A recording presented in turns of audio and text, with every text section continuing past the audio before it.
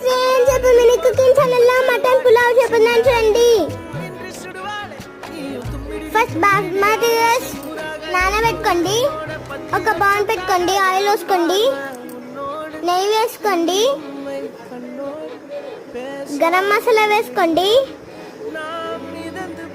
Onions పచ్చిమిర్చి వేసుకోండి, కొత్తిమీర వేసుకోండి, అల్లం వెల్లుల్లి పేస్ట్ వేసుకోండి, పసుపు వేసుకోండి, బాగా కలుపుకోండి. ఇలా కలిపిన తర్వాత మటన్ వేసుకోండి, కారం వేసుకోండి, సాల్ట్ వేసుకోండి, బిర్యానీ మసాలా వేసుకోండి, పెరుగు వేసుకోండి, బాగా కలుపుకోండి. ఇలా కలిపిన తర్వాత ఉడకనివ్వండి.